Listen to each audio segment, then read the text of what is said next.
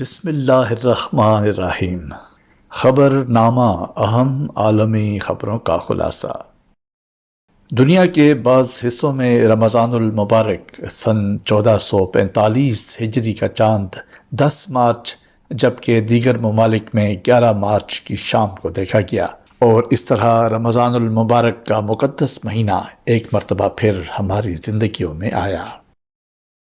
امام جماعت احمدیہ عالمگیر حضرت مرزا مسرور احمد خلیفۃ المسیح الخامس ایدہ اللہ تعالیٰ بنصرہ العزیز نے اپنے خطبہ جمعہ فرمودہ 8 مارچ سن 2024 کے اختتام پر فلسطین اور دنیا کے عمومی حالات کے لیے دعا کی تحریک، نیز احمدیوں کو دعاؤں کے ساتھ احتیاطی تدابیر اختیار کرنے کی تلقین فرماتے ہوئے 3 ماہ کا راشن رکھنے اور ایٹمی تابکاری سے بچاؤ کے لیے ہومیوپیتھک کا حفظ ما تقدم نسخہ استعمال کرنے کی ہدایت فرمائی۔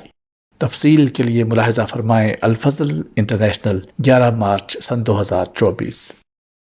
مورخہ 9 مارچ سن 2024 بروز ہفتہ جماعت احمدیہ برطانیہ کے زیر اہتمام مسجد بیت الفتوح میں 18ویں سالانہ پیس سمپوزیم کا انعقاد ہوا، جس میں 28 ممالک سے نمائندگان شامل ہوئے۔ اس تقریب میں لبرل ڈیموکریٹس پارٹی کے سربراہ سر ایڈورڈ جوناتھن ڈیوی بھی شامل ہوئے۔ مختصر تقاریر کے بعد سن 2020 اور سن 2023 کا احمدیہ عالمی امن انعام بھی دیا گیا، اور حضور انور ایدہ اللہ نے خطاب فرمایا جس میں قیام امن کے لیے اسلامی تعلیمات کی روشنی میں لائحہ عمل پیش فرمایا۔ اس تقریب کی تفصیلی رپورٹ انشاءاللہ آئندہ کسی شمارے میں ملاحظہ فرمائیں۔ مورخہ 7 اور 8 مارچ سن 2024 کی درمیانی شب میں احمدیہ قبرستان برموجگوئی ضلع کوٹلی آزاد جموں و کشمیر کی قبروں کی مذہبی دہشت گردوں کی طرف سے بے حرمتی کی گئی ہے۔ تفصیلات کے مطابق احمدیہ قبروں کے 8 قطبوں کو رات کے اندھیرے میں مسمار کر کے تباہ کر دیا گیا۔ یاد رہے کہ ماضی قریب یعنی چند روز قبل کوٹلی آزاد کشمیر میں جماعت احمدیہ کی مسجد پر حملہ ہوا تھا، جہاں میناروں کو شہید کر دیا گیا۔ سلامتی کونسل نے سوڈان میں ماہ رمضان کے دوران جنگ بندی کا فیصلہ کیا ہے۔ اس حوالے سے سعودی عرب کی جانب سے سوڈان میں جنگ بندی کے فیصلے کا خیر مقدم کرتے ہوئے کہنا ہے کہ توقع ہے کہ سلامتی کونسل کے اکثریتی فیصلے کو تمام فریق تسلیم کریں گے۔ امریکی صدر جو بائیڈن کی انتخابی مہم کے دوران فلسطینی حامی کارکن نے احتجاج کیا۔ امریکی شہر اٹلانٹا میں جو بائیڈن کی تقریر شروع ہونے کے کچھ ہی دیر بعد فلسطین کی حمایت میں نعرے لگائے گئے۔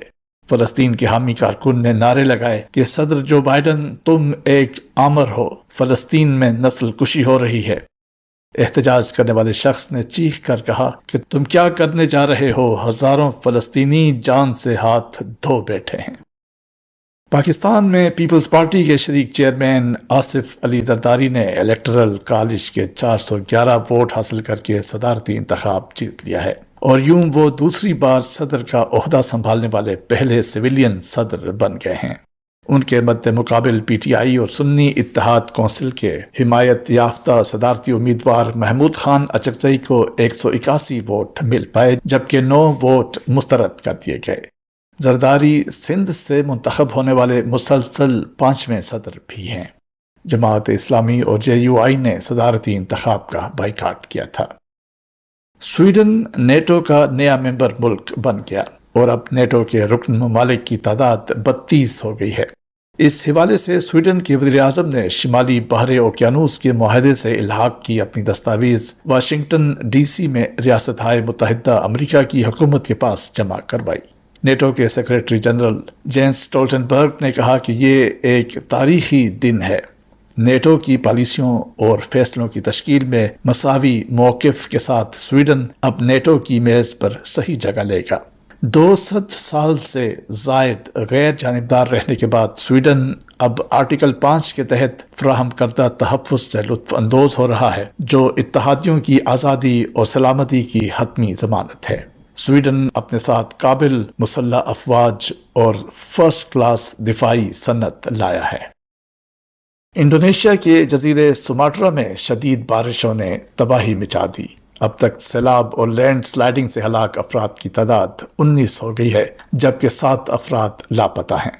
مقامی حکام نے بتایا کہ پانی میں ڈوبے علاقوں سے 70,000 افراد کا انخلاء کیا گیا ہے۔